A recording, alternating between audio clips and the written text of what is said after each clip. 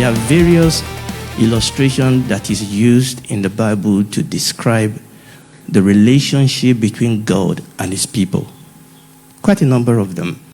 For example, he is God, and we are his creation. Is that okay? For example, the Bible calls him Father, and we are his children. Sometimes the Bible calls him husband, and we are his bride. Sometimes the Bible called him the one that keep the garden or the gardener, and we are the vine. Or actually, we are not the vine, we are the branch in the vine, or we are his garden. So there are quite a number of illustrations that the Bible uses to describe the relationship that we have with God. But one of those, in fact, this is so frequent in the scripture, is called the shepherd. And we are what? The sheep. I mean, that illustration is so powerful that when God became a man, he decided to be born among the sheep. So this is a very powerful illustration. You see, the question is, why does God illustrate biblical truth with things that we can grasp? It's so that he can help us. Is that okay? So as we look at the example of shepherds and shepherding, it helps us to be able to understand. You see, the problem is that, the Lord Jesus was talking to Nicodemus in John chapter 3, and Nicodemus couldn't get it. The Lord Jesus said, you must be born again. And Nicodemus said, but how can a man be born again when he is old? Do you see the problem here? And the Lord said, okay, you see the wind. Can you see the wind? Nicodemus said, no. He said, you cannot see the wind, but you can feel the wind. Okay? And he said, so, you see, the Lord Jesus is always using things that we can relate to discuss spiritual things. And it's the same thing when we begin to talk about the Lord God being our shepherd. Because it helps us. But this is the problem, though. The problem oftentimes is that we may get the wrong end of the stick. Because when the Bible talks about the Lord God being our shepherd, it's not talking about the shepherd in England or in Britain. It's not talking about mechanized farming. It's about listening to me. It's not talking about backyard farming. Because some of us are farmers, but we are farmers in the backyard.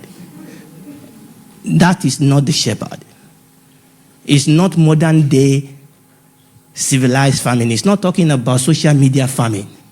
On social media now, everybody is a specialist. So, for us to understand what the Bible is saying about shepherding, understand it's talking about what we call the ancient Near East shepherding. Don't worry, it's a big word. It's talking about shepherding in the time of our Lord Jesus Christ. That is the example. That is what the Lord Jesus was talking about. Shepherd in those days. And I believe that in the course of this month, I'm not going to do too much today. In the course of this month, we are going to learn a little bit more and more and more about this type of shepherding. Remember, we are not really talking about the shepherd. We are not really talking about the sheep. We are using them as an instrument to help us to understand our relationship with God. Because he is the shepherd and we are the sheep. I'm very sure if the Lord has asked us to pick an animal we want to be, we'll probably want to pick something a little bit more. Maybe is that okay? But the Lord said you are a shepherd. Okay, let's skip to that. Amen. He's a shepherd. And we are the sheep. Now, we have read Luke chapter 15. Again, like I said, we're not going to do too much. We've read Luke chapter 15. And I'll tell you the reason why I took you to Luke chapter 15 is because there's something that bothers me in this parable. That's the reason why I took you there. We're going to be talking about the shepherd. We're going to be talking about the sheep. But there's something that bothers me in this parable. Talking about the sheep, talking about the shepherd. And I'm believing that this is where the Lord will be ministering to us today. Something bothers me. And someone says, what does he about this? I mean, this is a straightforward parable. Yes, it is. But first of all, before we go into it, let me give you a background here. We saw the background. in Luke chapter 15, the Lord Jesus gave us 3 parables. How many? 3 parables. And actually, this is the first of the 3 parables. So the first parable which we've read is the parable of the lost sheep. That was the first one. Now the second one is the parable of the lost coin. And the third one is the parable of the lost son. The lost son is what we call the prodigal son. Actually, the Bible calls it the parable of the lost son. So the parable of the lost sheep, the parable of the lost coin, and the parable of the lost son. Now, those were the 3 parables. But as we were reading, you will understand that what triggered these parables is what happened in verse 1 and verse 2 of Luke chapter 15. The Bible says, "And then drew near unto him all the publicans and the sinners for to hear him." The Lord Jesus attracted this reject of the society. And then the Pharisees and the scribes. So we have the publicans and the sinners, and then we have the Pharisees and the scribes. Verse 2 says that, "And the Pharisees and the scribes murmured, saying, This man receiveth sinners and eateth with them." We could sit down with that over there, but we are not going to. So the issue here was the indignation of the Pharisees and the scribe. Okay? The Lord Jesus Christ was reaching out to the publicans. The Lord Jesus Christ was reaching out to the sinners. Obviously, to do that, he went to be with them, he received them, he ate with them, and then the Pharisees were really angry. They've had it, okay? The Pharisees and the scribe, they were really not happy with this, and they let Jesus know about it. So that was what triggered these 3 parables. So I'll say it again, the Lord Jesus Christ went to the sinners to eat with them, not to be like them, but to save them. He said, because the Son of Man has not come but to seek and to save those that were lost. We don't go to the sinners to be like them. We go to them so that they can be saved. Is that okay? That was what the Lord Jesus was trying to do. And then this group of people came and they started complaining. And that was the reason why this parable was started. Now, that is very, very important, because that verse 1 and verse 2 kind of helped me to try and answer my problem with the parables. Because if you don't get that foundation in place, the parable could cause a little bit of a problem. So two things we need to have in mind. Number 1, what triggered these parables? And number 2, that the parable of the lost sheep is one of 3 parables. Is that okay? Right. So let's go. So what's my problem with this parable? Let's look at it. My problem is in 2 verses. Verse 4 and verse 7. Let's read verse 4. The Lord Jesus said, "What man of you have 100 sheep?" How many sheep? Please, how many sheep? Okay, so the Lord Jesus said, let's assume that you are a shepherd and you have 100 sheep. Not 1 sheep, not 1 sheep, not 2 sheep. I don't know why we can't say sheep, but it's okay. Not 1 sheep. Not, because you say shepherds, but sheep is sheep. All right, fair enough. So not 1 sheep, not 2 sheep. If I say sheep, just ignore me. Not 3. The Bible says you have 100. Okay, so far so good. So 100 sheep, if you lose one of them, does not leave the 99 in the wilderness and go after that which is lost. That's my first problem. This guy have how many? He lost. Okay, we could argue why did he lose one. We may not get to that. Okay, he lost one. Actually, if you understand ancient Near East, we may not get that. We will realize that actually it was not the shepherd that lost the sheep. It was the sheep that lost the shepherd. Okay, we will come to that if we may. But let's leave that for now. But he lost the sheep. But he has how many left? I mean, isn't that good? I mean, you took 100 out, you bring 99 back. That's good. Okay, so the Bible says that he went after the lost sheep. Great. Great. I mean, no problems. You have 100, you lose 1, you are hyper active, you must have 100 back. So you went to look after the one that is lost. No problem. Can you see my problem here? My problem here is that he left. Are you listening to me? My problem is that he left 99. Okay, now, and he didn't just leave the 99. The Bible says he left the 99 in the wilderness. All right, I have problems with that. Okay, I have a big problem with that. 99. You go in the wilderness, I'm going after the one. Now, that's my first problem. It's one of the things I realize that when I have problems with the scripture is because I'm ignorant. There's something I don't know. Is someone listening to me? There's something I don't know. And usually that thing I don't know that makes me to misunderstand the scripture often tend to be important. And oftentimes the Bible don't tell us all those things because the people that were hearing Jesus knew to fill in the gap. Is someone listening to me?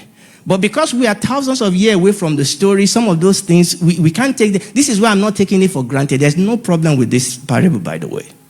The problem is with our understanding of the parable. But yes, I mean, on the face of it, this is a problem. Okay, second problem, verse 7. So he finished this parable and he said, verse 7, I say unto you likewise, joy shall be in heaven over one sinner that repented. No problems. I mean, there's joy in heaven over one sinner that repent. No problem. The next phrase is the problem. More than over.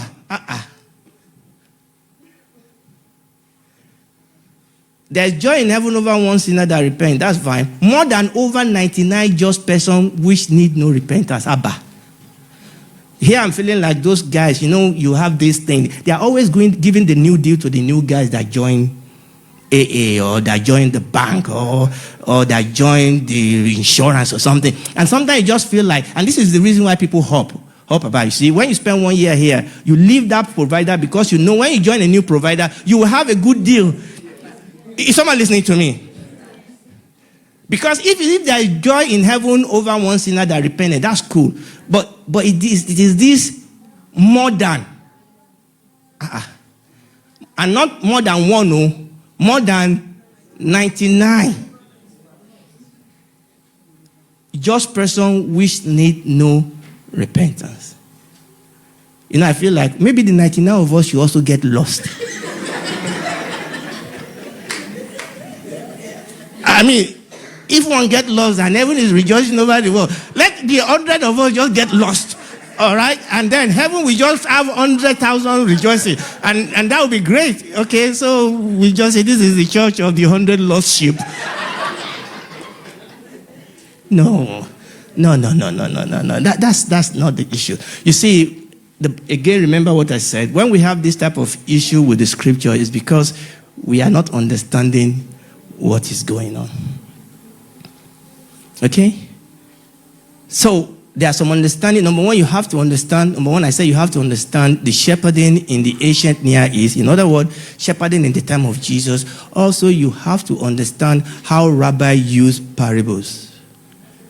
Is someone listening to me? You have to understand how Rabbi uses parables. When you understand the way they use parable, then you will not begin to have this type of problems. Okay, let's look at the two problems. And remember, as we go ahead, I'm actually talking about the shepherd and the sheep. That's the purpose here. I'm just using Luke 15, that's all. Right. Let's look at my first problem. He said he lived the 99 in the wilderness. The question, why will a shepherd leave 99 sheep in the wilderness and go in search of just one sheep? And the question is, we are thinking to ourselves, is that not irresponsible? We are thinking like he lost one sheep. By the time he comes back, will the other 99 not be lost? No, they won't be lost. I'll tell you the reason why. First question, why did he leave them in the wilderness? Who knows? I mean, there's a deep mystery here. There's a deep revelation here. Who knows why he left them in the wilderness? Give me an answer. It's a very deep answer. Why did he leave them in the wilderness? because they were in the wilderness. That's why. He left them where they were. It's deep, isn't it? He couldn't leave them in the city because they were not in the city. He couldn't leave them in what? In childcare. Thank you. Because they were not there. He left them in the wilderness because that is where they were. It was not being mean. Is somebody listening to me? He didn't say, well, that won't get lost. Let me go look for a wilderness to put all you 99 so that I can. No. He left them in the wilderness because that is where they were. Let me tell you something. The Bible says you are in the world. But you are not of the world. You are in the wilderness. Even though I pass through the valley of shadow of death, I fear no evil.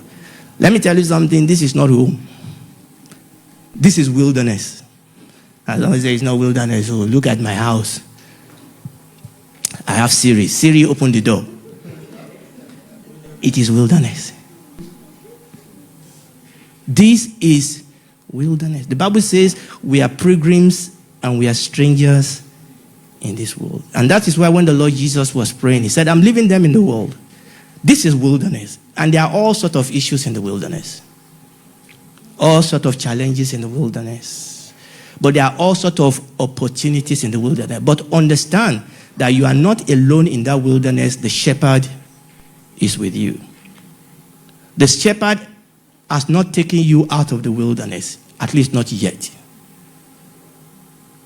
Do you understand that that lost sheep is still where? In the wilderness. Now, my point. You can be in the wilderness, but you don't have to be lost in the wilderness. You are lost when you are like that one sheep that has lost connection to the shepherd. You don't know anything about the wilderness, believe me, even though you have Google. You don't know the wilderness. I'm telling you, you don't know the wilderness even though you have all the degrees in the world. You really don't understand the wilderness. And oftentimes what some of us think is wilderness is not really wilderness. It's just logo play. Because wilderness is evil.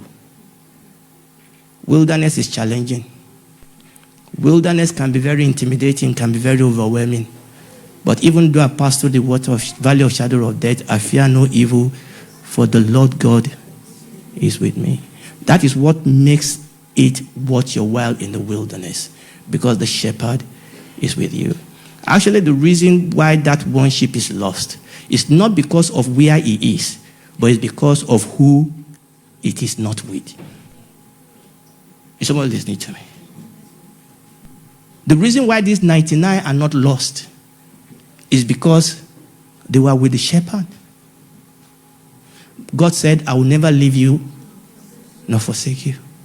As we go on in this year, I'm sorry, it's going to get darker out there. It's going to get more challenging. It's going to get more serious. I'm not a prophet. I'm not the son of a prophet. But the scripture says in the last days, difficult times will come. The Bible says, as the devil begin to sense the second coming of the Lord Jesus Christ, things are going to get dark. People of God, it's getting very, very dark out there. Much more for us as Christians. You know, the reason why many of us are at ease in Zion, myself included, is because we really don't know what is happening. It's by far becoming very dangerous for you to be a Christian, even in this Western world. Let me tell you something. If we all take the word of God to the absolutely extreme and obey every single one of us, I can assure you that this year, 10 of us will be in prison. The reason why that don't happen is because we don't really obey God. Do you understand there was a lady that was arrested a couple of weeks ago for praying silently in Birmingham? He was praying silently. Yes, she was doing it in front of one of those abortion clinics. She was not talking to anybody. She was not praying out loud. She was praying silently.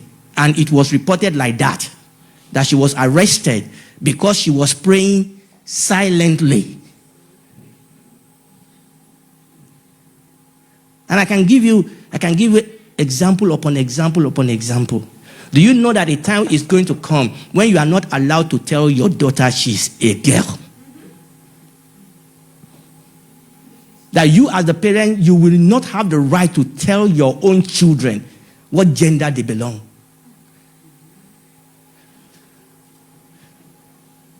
It's a wilderness out here. But the shepherd, remember what I said, that what made the 99 not to be lost is the presence of the shepherd. That the issue, I don't trust this guy's time. That the issue with that one lost sheep, I said it, I'm saying it again, is not really where he is, because everybody is still in the wilderness. It's because he has dislocated himself or herself, because we don't have to think that that shepherd was a man. I'm very sure it's a man, but let's go on.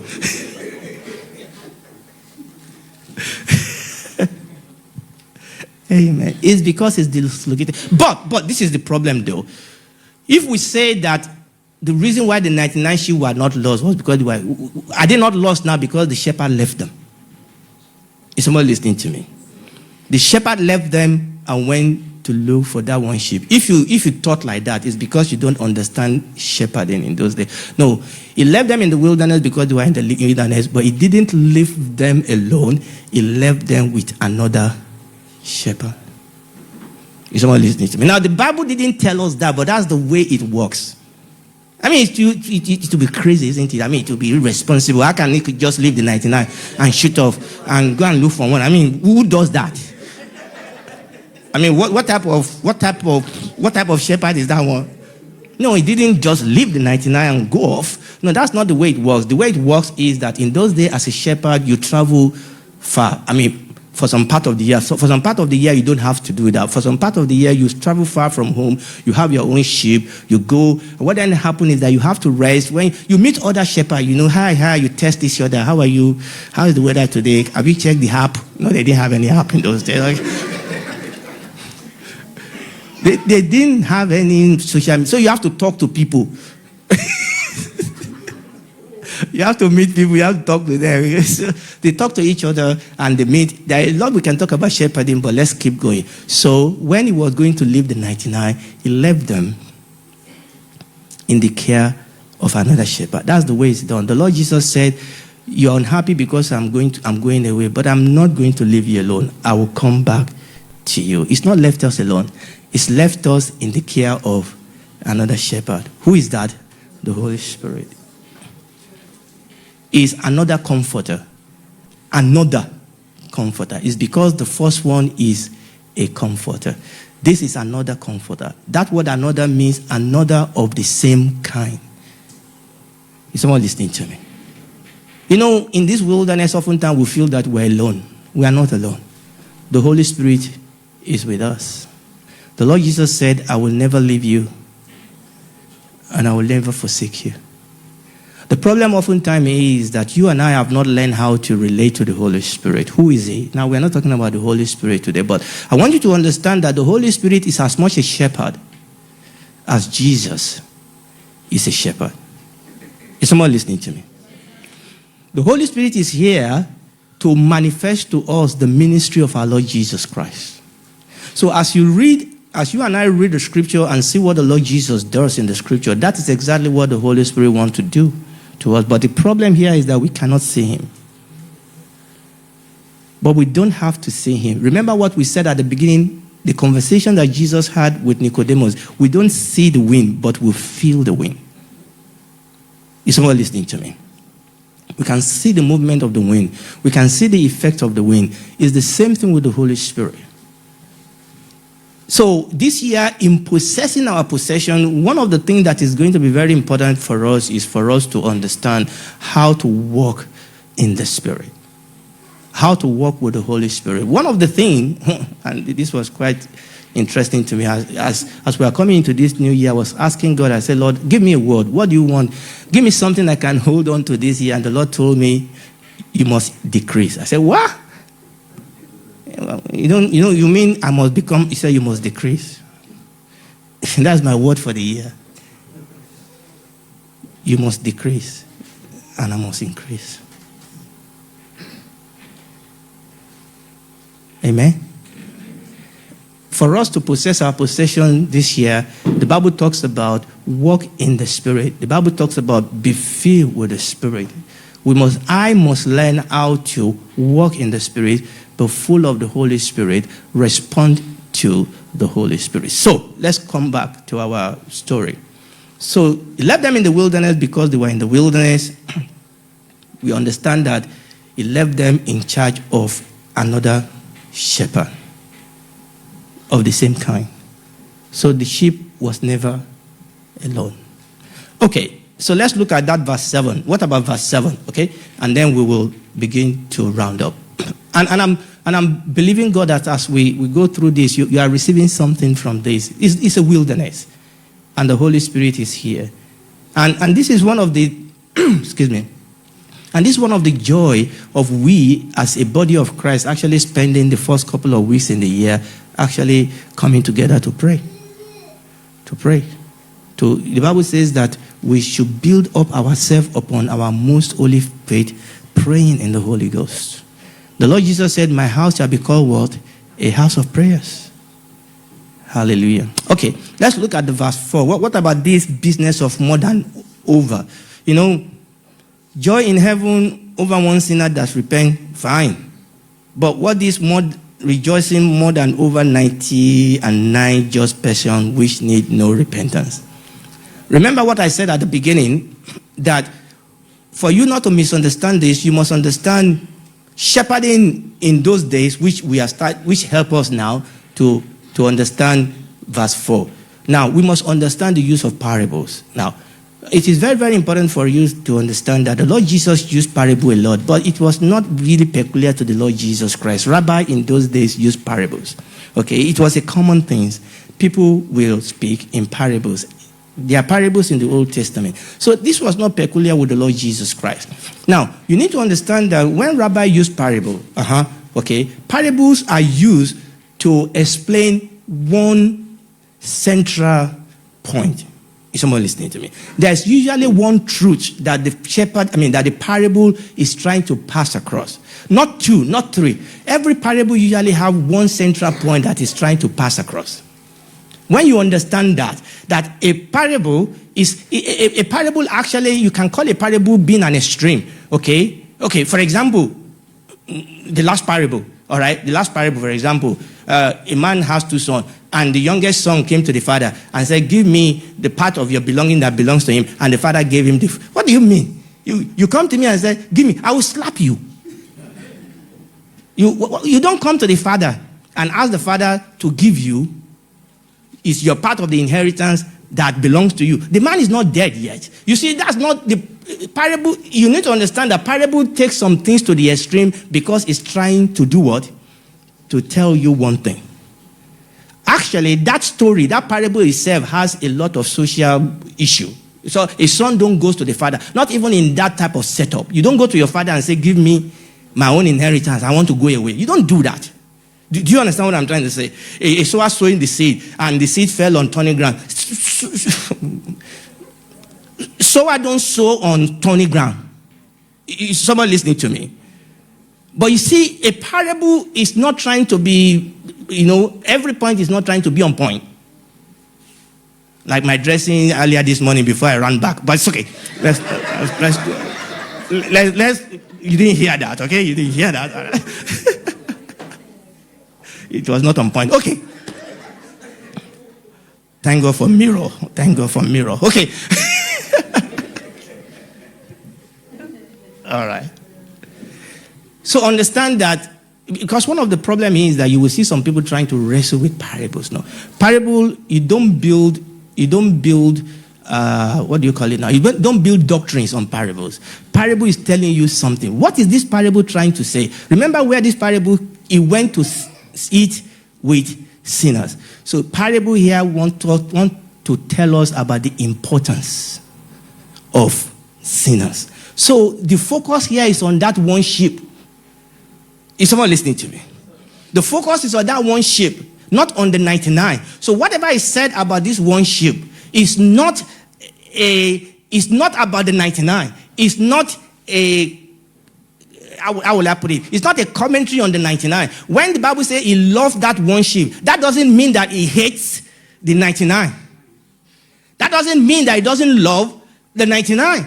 The focus here is on that sheep that was lost. Is someone listening to me? And the Lord Jesus, and number two, there was an issue. We have these Pharisees and the scribes that were so acrimonious and sanctimonious, self-righteous, and they feel that these guys are sinners. Can you imagine me telling somebody, look at how dark your skin is? Can you imagine that? I mean, these guys calling other people sinners. One of the things I see is that when you look at that verse, the first thing is that the first parable, the Lord Jesus actually applied a shock therapy. Actually, what he said was really, he said, look, there's more joy in heaven, more than over 99. I mean, he really shocked them. But if you go to the second parable, I want to show you something. Let's go to the second parable. I'm not going to read everything about the second parable because I thought this is actually quite important. Look at the second parable. The second parable is the parable of the lost coin. I'm not going to read it. But after I finish that parable of the lost coin, verse 10, and likewise I say unto you, there is joy in the presence of the angel of God over one sinner that repented. What do you notice? What is the difference here? There is no over. There is no over the 99 coin. The second parable, it focused actually on that one coin that was lost. Now, the third parable was even more brilliant. And I'm going to touch that very briefly before I go.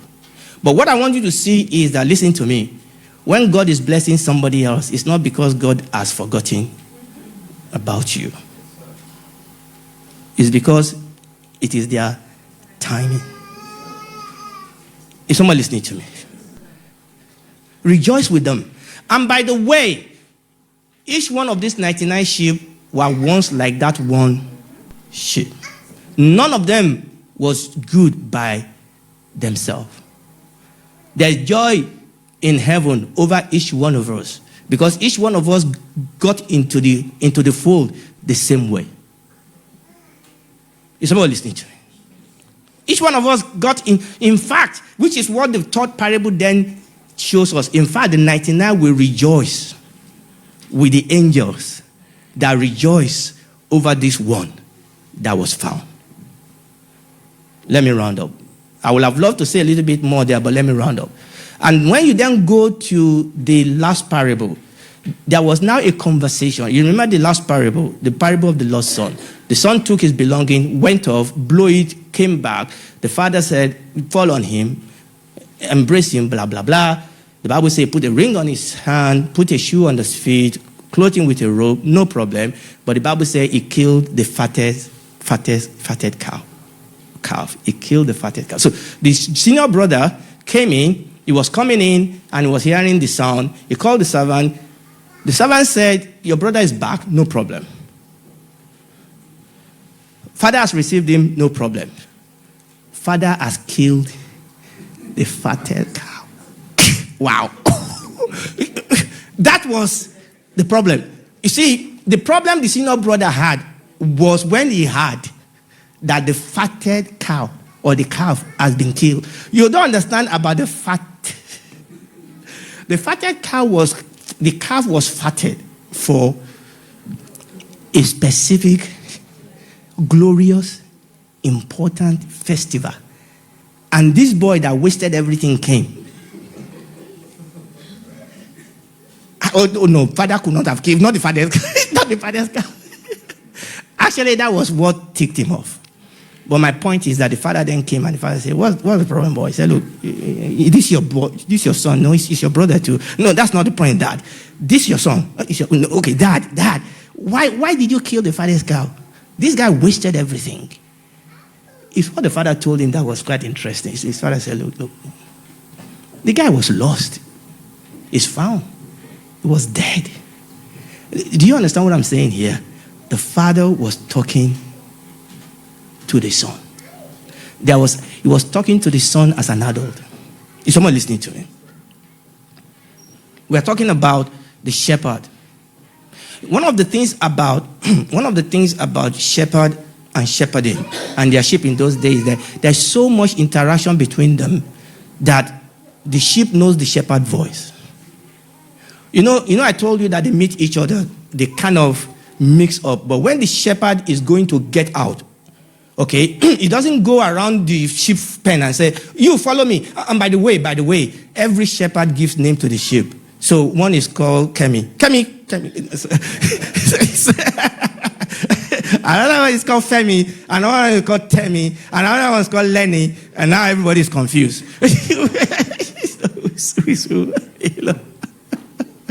Actually, he called each one of those sheep by name. But this is my point. When they come together, and so you have 100, we have 1,000 of them. When the shepherd wants to leave, he just got up and make a sound. There's a password. He says something, whether with his voice or with his instrument, and he starts going, and the miracle of all miracles, all his sheep will stand up and follow him. Please stand up on your feet. The Lord Jesus said, my sheep knows my voice. And the voice of the stranger, they will not follow. Now, this is what we saw. Now, there's rejoicing over this one that was lost. He didn't listen, he's gone. And the father was having a conversation with this boy. He said, look, boy, you've always been with me. And everything that I have belongs to you. Everything that I have belongs to you. It is right for us to rejoice for your brother. So this brother has become a partaker of the what? Of the father. He has become like the father. He has become a true son. The father was calling him up. And this is our calling, people. The Bible says that as we behold as in a glass the glory of the Lord in the face of Jesus, we are transformed into the same image from what? From one level of glory to another. That is what the Lord is calling us to this year. That we begin to listen to him, we begin to hear him.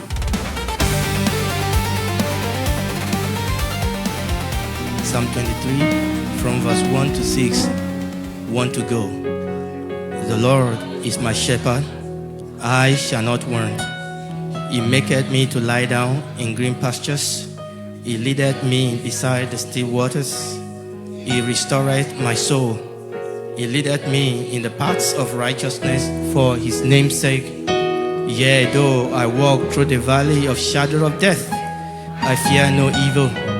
For thou art with me, thy rod and the staff, they comfort me. Thou preparest a table before me in the presence of my enemies. Thou anointed my oil with oil, my cup overflow. Surely goodness and mercy shall follow me all the days of my life, and I will dwell in the house of the Lord forever and ever. Amen. I will read Luke chapter 15. You follow me.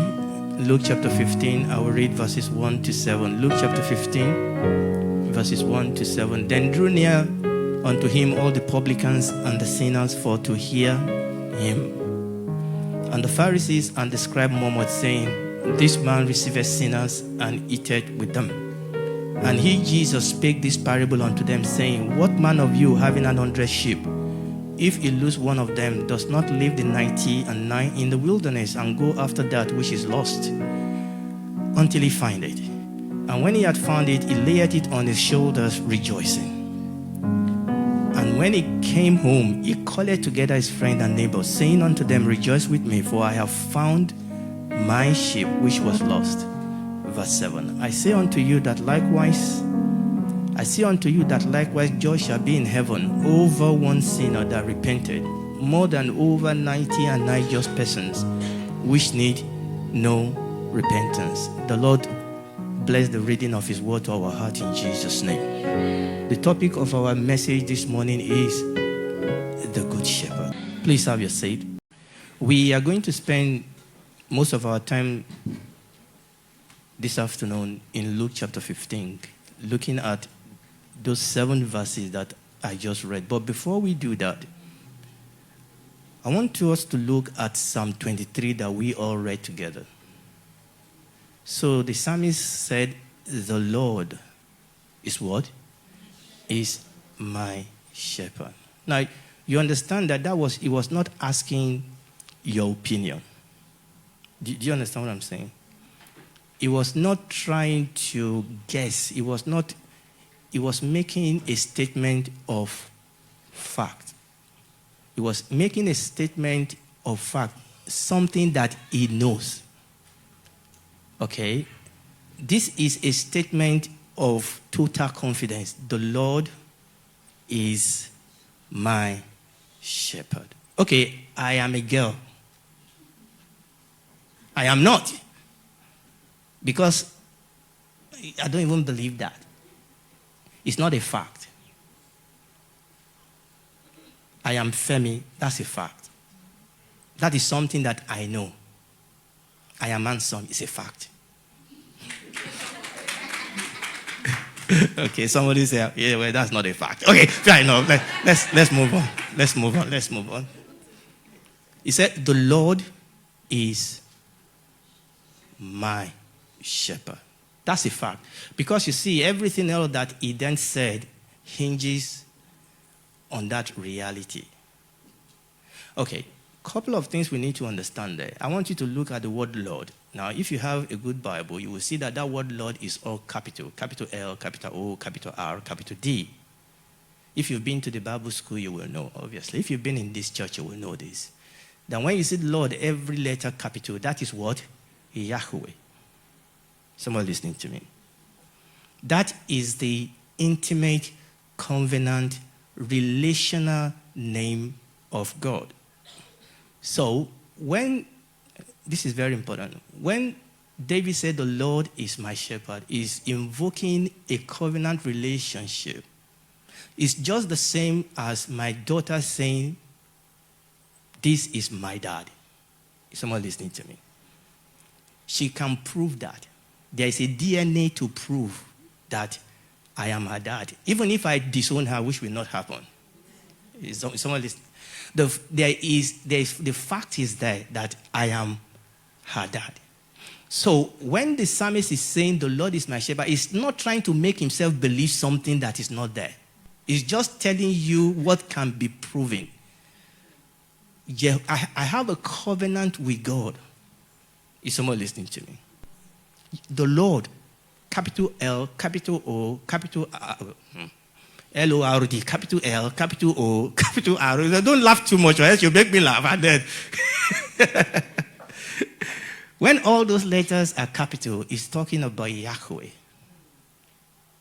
The Lord is my shepherd. Now, other thing you need to understand here is that means every single one of us, whether we like it or not, we are sheep.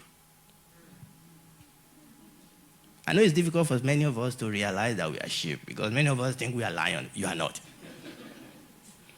Okay, you are a sheep. Let me say it properly. You are a sheep.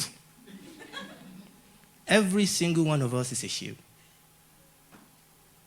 The richest man in this world, the richest woman in this world, they are sheep and sheepest. Because you have to be feminine. Everybody is a sheep. And if you are in the Sunday school today, you will understand how weak and vulnerable a sheep is. Is someone listening to me? We are sheep.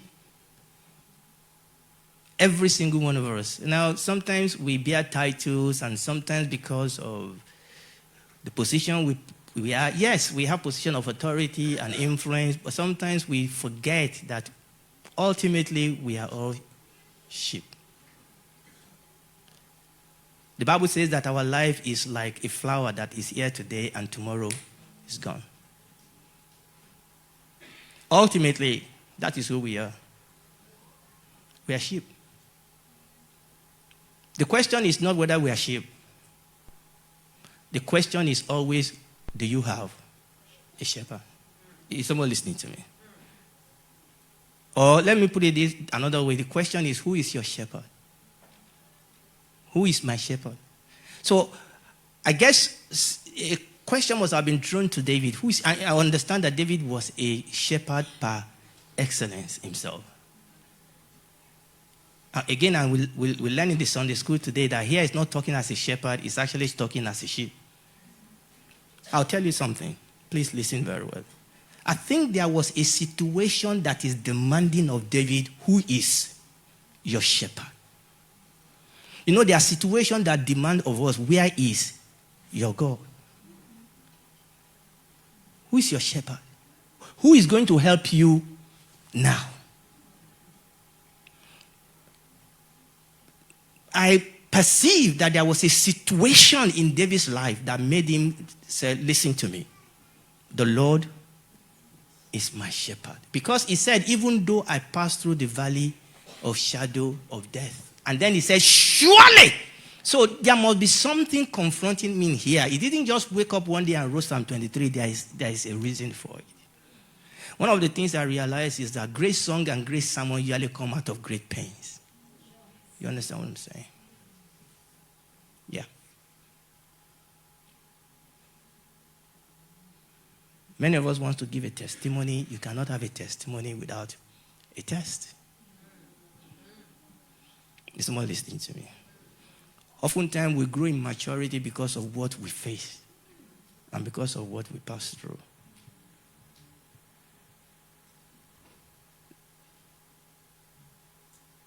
David said, yes, I'm passing through the valley of shadow of death.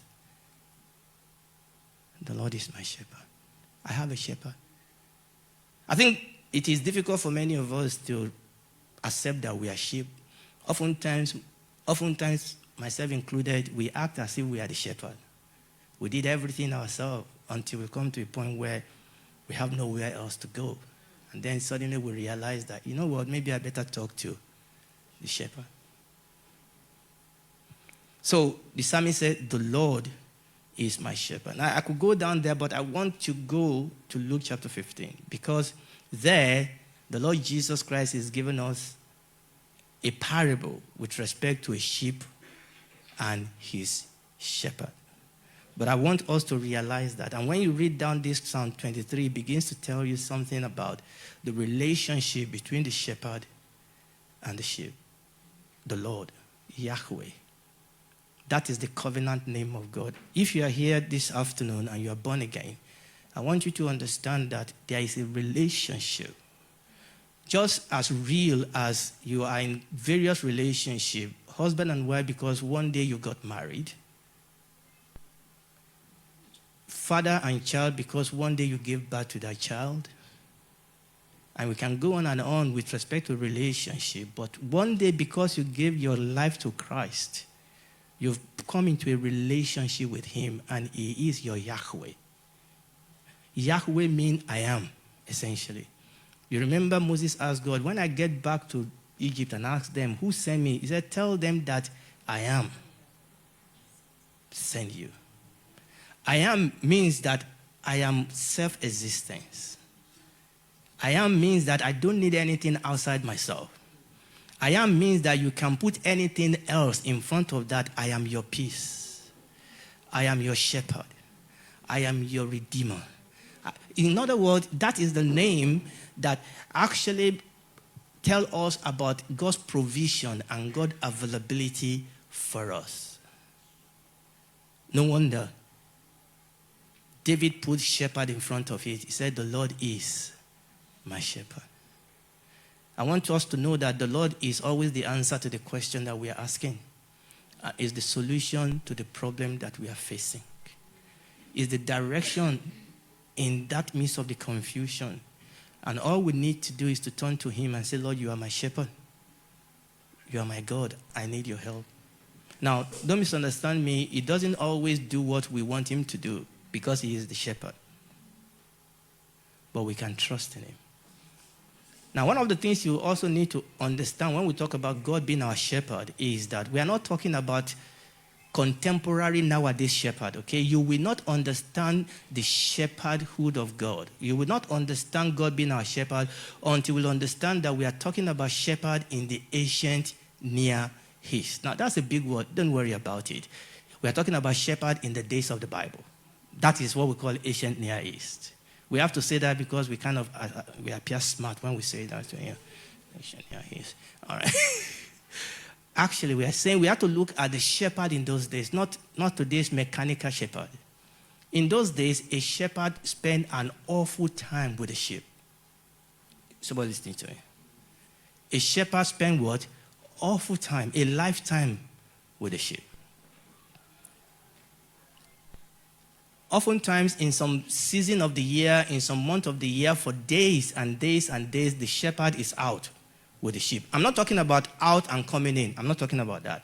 There are times during the year when they go out and come in, when the weather is such that there are pastures around the village or around the house. But there are periods of the year when they will go for days. They will go for days and sometimes even weeks. You remember that period when Joseph wanted to be killed by his brother. You remember they were going to kill him and then they threw him somewhere. Actually, that was a period when the father sent him to go and look for his brothers. And he went for days. That was what happened with shepherds in those days. They go for days looking for pastures, looking for water. They spend days. They know the sheep. The sheep knows them. The sheep knows their voice. They have names for each and individual of the sheep. There's a bond, there's a connection. The sheep are not just an animal. They are precious to the shepherd. You remember in that Luke chapter 15 that we read, that when he found that sheep that was lost, the Bible says that he put it, okay? He said that when he found it, verse 5, Luke chapter 15, and when he found it, he lay it on his shoulder rejoicing. And when he cometh home, he called together his friends, saying to them, you rejoice with me, for I have found my sheep which was lost. This is talking about the intimacy. See, oftentimes, when we talk about God, oftentimes we always see God as a very austere somebody out there that's just going to wait, who is waiting for us to make the slightest mistake and bang, is going to get us. And don't misunderstand me, God is just. God is holy. God is also a shepherd. He knows your weakness. Is someone listening to me? He knows your frame. Listen to me. That sheep getting lost was not the issue. We'll get to that in a second. You and I going astray is not the issue. The issue is whether we come to a place of repentance. Because in that Luke chapter 15 that we are reading, understand that there were 3 parables in that Luke chapter 15. We've only dealt with one. There's the parable of the lost sheep. There's the parable of the lost coin. And there's the parable of the lost son. Yes, the son took off, but the son came back. And the father received him. The father rejoiced. Here, he said, I have found my sheep. You understand that when you return, it doesn't cast you away. He still call it what? His sheep. I have found my sheep. It's still mine. And he was doing everything to make sure that that sheep or that coin or that son comes back home. Maybe you are here this afternoon. Maybe I'm here this afternoon and there are issues in our life. Someone listening to me. The Bible says that if we say we have no sin, 1 John chapter 1, we deceive ourselves. And the truth is not in us. But if we confess our sin, He is faithful and just to forgive us our sin and to cleanse us from all unrighteousness. But let's ask ourselves a question. How did this sheep get lost? How? Because when you understand the connection between the shepherd and the sheep. Actually, it does take something for a sheep to get lost. Okay?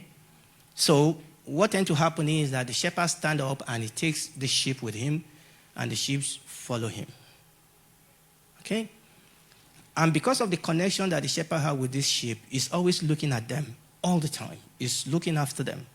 Now, that Psalm 23 that we read, you will see that there are some weapons that it tells us that the shepherds carried.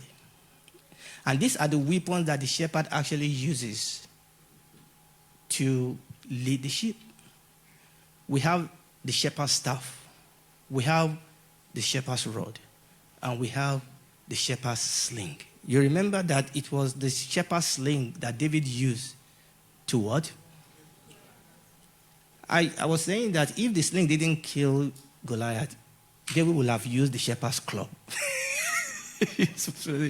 Those are the instruments that the shepherd carried. And when you read through this, you will see that when we're reading through the book of Psalms, you are following, you will see that the psalmist actually spoke to us a couple of things about this. Verse 4 says, yea, though I walk through the valley of the shadow of death, I will fear no evil, for you are with me.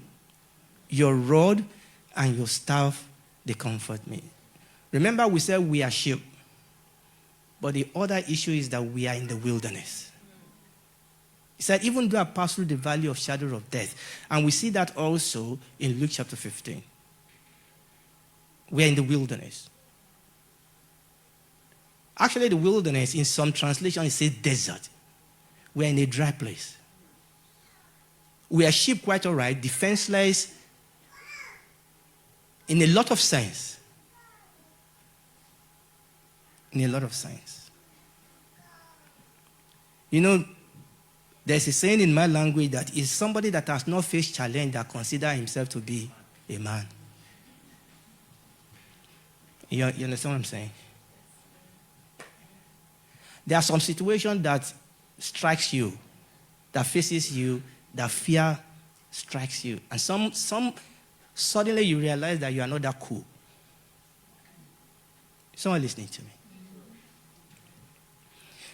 There's some phone call you don't want to get. I lost somebody that was very close to me towards the tail end of last year. Yes, when we were all praying that we will all make it through. Yeah, I lost somebody. Very close to me. But the Lord is still good. I had challenges. My daughter got wedded tail end of last year. In the middle of that, I faced one of the biggest life challenges of my life. Even in the middle of that, your daughter getting wedded and you are hit with this. Somebody said, well, we didn't see you on your face because you can't help me. I went to the shepherd that can help me. Don't misunderstand me. Senior pastor knows some of those things because he needed to pray for me. Pray with me. I'm not here because I have it all together. The Lord is my shepherd. We are in the wilderness, people. And let me tell you something. It's absolutely no shame when you are going through your wilderness. That is where we are. Is someone listening to me? Okay, fine. If we've done something wrong, then we need to confess it. But oftentimes, it's not because you've done anything wrong. Oftentimes, it's just because life happens. Life happens. I don't understand it. I really don't understand it. Somebody is sick and we pray and they get healed. Somebody is sick and we pray, they still die. And don't give me that, sorry. And don't tell me it's because we didn't pray. We prayed.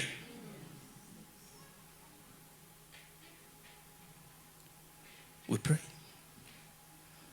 We search our soul, we search ourselves, but things still happen. Listen to me. It's not where you are. It's who is there with you. And that is what the psalmist was saying. Even though I pass through the valley of shadow of death, that is bad enough. He said, but I fear no evil, for the Lord is with me. But wait. How is the Lord with him? That's very important. He said, his rod and his staff, they comfort me. Okay, this is very, very important. The Lord is with me because his rod, and this is what happened. Because I was asking myself in Luke chapter 15, how did this sheep get lost? What happened is that when the shepherd is going and the sheep are following, sometimes some sheep just get distracted. Okay? And understand that it is the sheep that is lost oftentimes that the wolves attack. Now, don't misunderstand me. The wolf will want to attack the sheep when it's with the shepherd. But the wolf knew that the shepherd will fight for the sheep. So the sheep that is away from the shepherd is an easier target. If someone listening, it will attack anybody, all right? But the sheep that is away from the shepherd is an easier target because it's alone and can't defend itself. Even if the sheep think it can. Yeah? As I was talking, it reminds me of the Lion King. Mufasa and the small lion. What was his name? Simba. You know, when Simba was young, he used to roar. Yeah, he's a cub. I mean, when his uncle was going to deal with him, what did he do? He separated him from his father. And he was able to allow the wolf to deal with him. I mean, obviously, he ran away. You know the story. Somebody said, do you watch those things? I do. I do. We can talk about them. There are some of those things you have to watch when you have some children. There are some of those things you have to watch when you want to feel like a child. When you remember the good old days. Amen.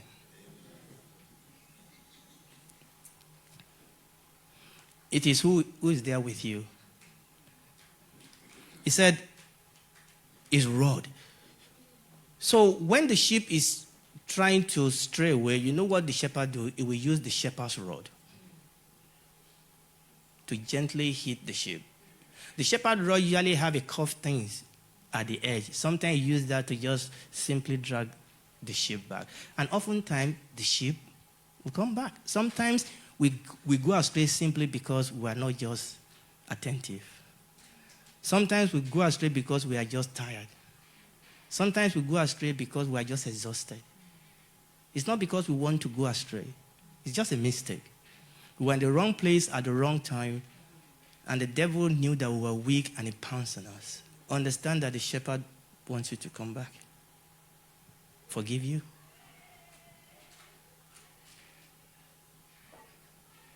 But sometimes sheep act like goat. Is someone listening to me? Normally the club, you know, we talk about the shepherd's staff, the rod or the club. Normally the club is for the wild animals. Is someone listening to me?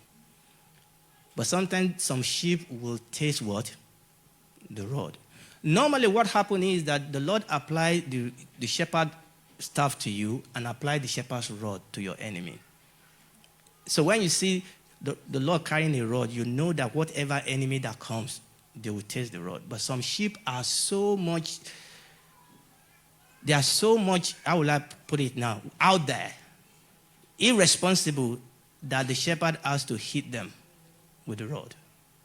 And there are some of us like that. The pastor tells us, don't do it, so I'm going to do it. Don't go there, I'm going to go there. I can do all things through Christ who strengthens. I will change him. I will change her. She will get saved. And when it's done now, Pastor, please, let's pray. Why? Why me? What do you mean, why you?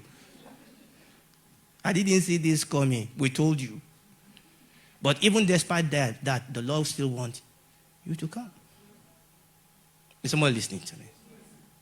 Sometimes the Lord allows us to go through some experiences because that is the only way He could get our attention. The rod is the word. That's the way God wants to lead each and every one of us. Send His word to us. The man of God preaching, you studying the word, house fellowship, listening, studying the Bible, whatever, or the word that the Lord quickens to your heart. That's the way God corrects us, and we must learn to tremble at His word. The question is, do I tremble at His word? Do I? That is the question. And that is why we study the word. Paul told Timothy, he said, all scripture is given by the inspiration of God, and they are profitable for teaching, for correction, for rebuke, and from instruction. Somebody said, I'm leaving that church. He said, why? It's because the pastor talked about me. I said, that's the church you need to go. I don't want to go to a church where the pastor always tells me, you are good as you are. I'm not good as I am. I know that. Is somebody listening to me? I'm not good as I am. What do you mean I'm good as I am? I want to be better. I want my thoughts to be like Jesus. I want to think like him, talk like him, act like him. I want my emotion to be like Jesus. I want to walk in power and glory. So I'm not who I want to be. So don't tell me I'm good as I am. Yeah, I don't want you to beat me down. No, but I want you to gently and lovingly train me. Amen. That's the word of God come for correction. Listen to me. Peter became one of the foremost apostles. But do you know how the Lord Jesus spoke to Peter? Get you behind me, Satan. Waiting, master. Killer the soul. Actually, the Lord Jesus was very, very hard with Peter, do you know? Do you know why? Because Peter was going to carry the most responsibility. When I was growing up, I have a mentor in the house in the person of our senior pastor. When I became a Christian, my pastor, my mentor then, Pastor Tunde Amuso, there was a day I spoke to him. I went to him and said, I call him Brad Tunde. I said, Brad Tunde, why are you so hard with me? Why you are so hard? I said, I see the way you deal with other people. You just, then I do something, you say, because I know where you are going. Because I'm training you. I cannot allow you to get away with things that other people are going to get away with. Oh, I said, okay, bring it on then. Then I understand what he was trying to do. You know, there are some people you cannot tell some truths to because they won't receive it. You can't train them. Up till last year, I used to be a trainer. I stopped last year. I still get involved with training. And when you have a trainee that comes for the first time, in 10 minutes you will know a trainee that's going to do very good. There are some trainees that will not just take feedback. You give them feedback, they take it personal, they don't listen. They're trying to justify everything, and you're just trying to help them. You said, this one is not going to go too far. Or it's going to have too many problems across the way. Amen. His rod and his staff, they comfort me. Your word is a lamp unto my feet and what? And a light unto my path. So God is with us, but God is with us in his word. God is with us in the correction and the instruction that is sent to us and in the person of the Holy Spirit. And the Bible tells us that we must not ignore him, we must not resist him, we must not vest him. Now, in the last couple of minutes that I have left, let's go back to Luke chapter 15 because I just want to show you one or two things there. And then we will close. So I've touched a couple of things there. I'm just going to round them up here. So you will see that Luke chapter 15 verses 1 and 2 tells us the reason why the Lord Jesus Christ gave these three parables. Essentially, the Lord Jesus had all these sinners, all these tax collectors, all these publicans come to him, and the Pharisees and the scribes started murmuring. And they said, this man receives sinners and eat with them. That was the issue. That was the situation. That was what led to what we then read, the three parables. That the Lord Jesus was trying to reach out to these sinners. And then there were all these self-righteous people that were indignant. And unfortunately, that do happen in the church. That if we are not careful, we can be so indignant. So we are. No. The Lord Jesus then gave this parable to actually clip the wing, first of all, of these self-righteous people. So the first parable was actually a shock therapy to let them know, number one, the love of God for sinners. Is somebody listening to me? So verse 3, the Lord spake his parable. He said, what man having 100 sheep, if he loses one, does not leave 99 in the wilderness and go after that which is lost until he find it? And you know that verse was really a verse that troubled me personally, but for what we have now learned. Because I was wondering, why will he leave the 99 sheep and go just for this one that is lost? And he said there that he left them where? In the wilderness. Number one, he left 99 just to go and look for one. And he left the 99 in the wilderness. But the truth is that the reason he left the 99 in the wilderness is because that is where they were in the first place. They were in the wilderness. It's what it is to me. And that's where we are. We are not home, people. The Bible says that we are strangers and pilgrims on earth. This is not heaven. He left them in the wilderness because that is where they are. And actually, the other sheep that was lost is still also where? In the wilderness. And what determines whether you are lost or not is not where you are or who is with you. That sheep, one sheep was lost because the shepherd was not there with him. But this is the problem, isn't it? This shepherd is now going to leave this 99. Then the 99 will be lost. Maybe by the time he comes back with this one sheep that was lost, all the other 99 will be gone. No, not really, because he didn't leave them on their own. Is someone listening to me? It didn't leave them on their own. Because the way it works in those days, remember, you don't have to think, please don't think 2023. All right? Think ancient Near East. Because what happened is that when, you remember what I said, they go for days. So let's say I have 100 sheep. Pastor Busy have 100 sheep. He has 80 because I have to have more, yeah? Okay. So he has 80, I have 100. All right, that's the way it works. Okay, let's say we go, oh, hey, brother. Anyway, hey, shepherd, yeah. Okay, they meet. Now, if I have issue with a lost sheep and I need to go and get it, I don't leave my 99 stranded. I leave my 99 with him. Is someone listening to me? He didn't leave them in the wilderness on their own. The Lord Jesus told his disciples, he said, because I told you that I'm going away, you are very sad. He said, but I will not leave you as an orphan. I will come back to you again. Then he told them about another comforter, who is who? The Holy Spirit.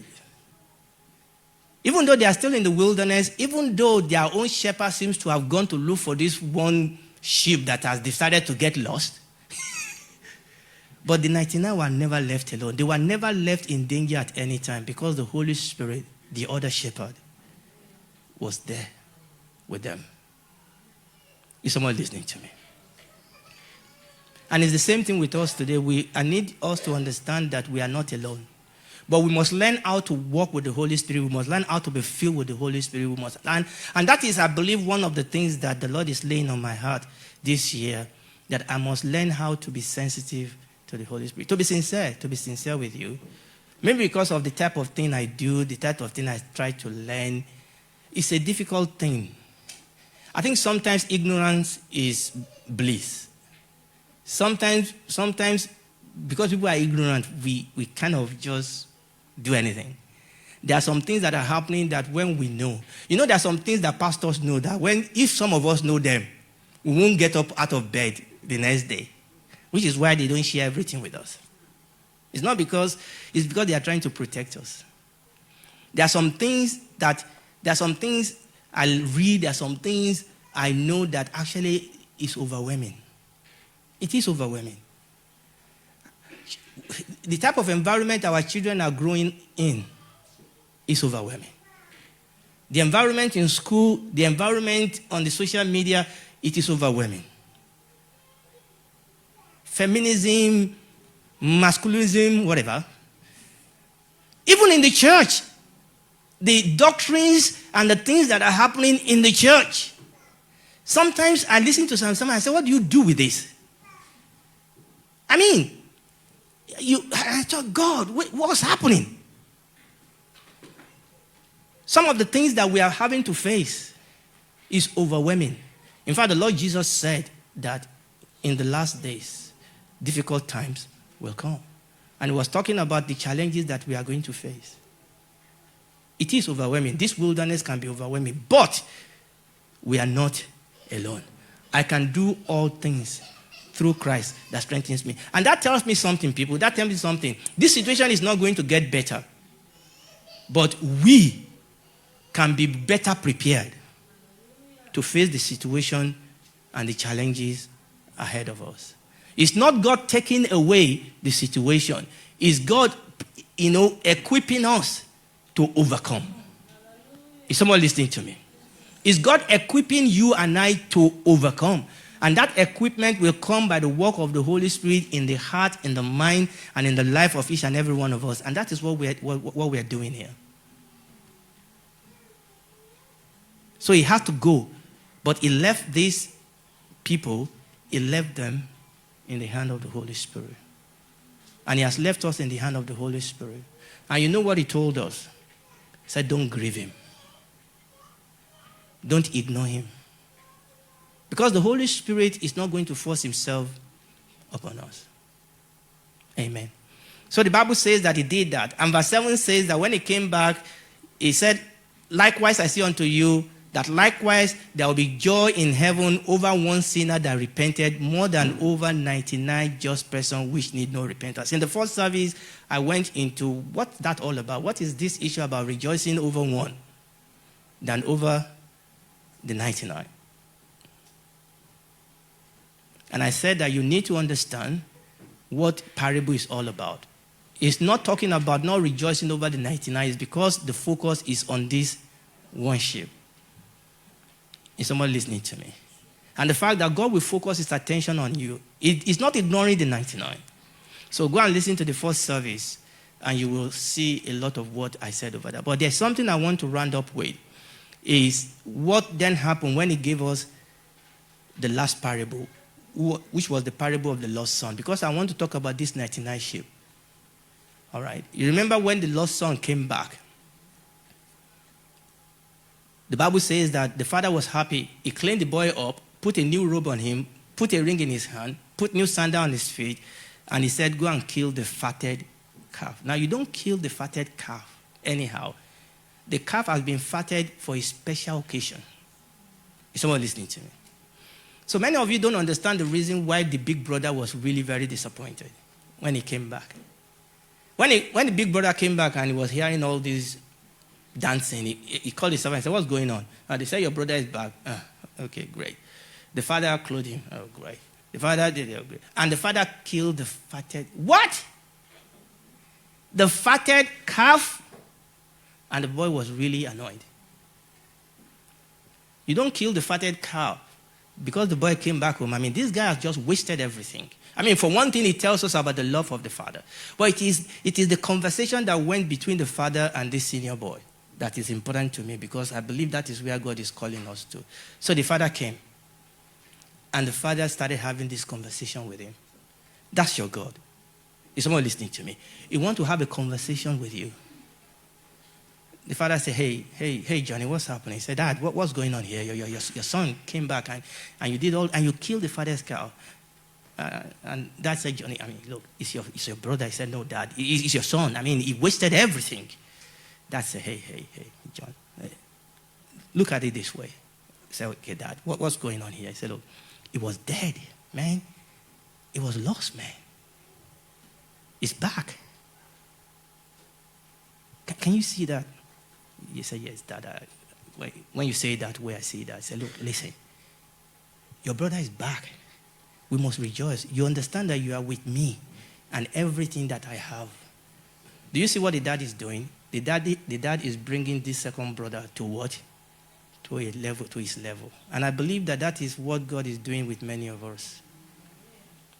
Sometimes, many of us, the Bible says that God has seated us with Christ in heavenly places, high above principalities and power, but many of us don't operate at that level.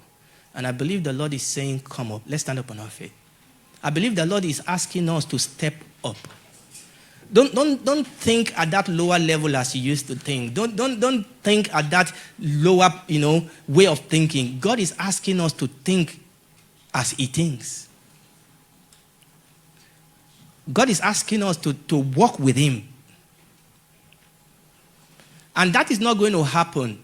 Now, we will have to pray. We have to pray. We will have to study the word. We'll have to fellowship with God. We'll have to be corrected. We'll have to be trained. All those things that we are doing so that our maturity will begin to grow.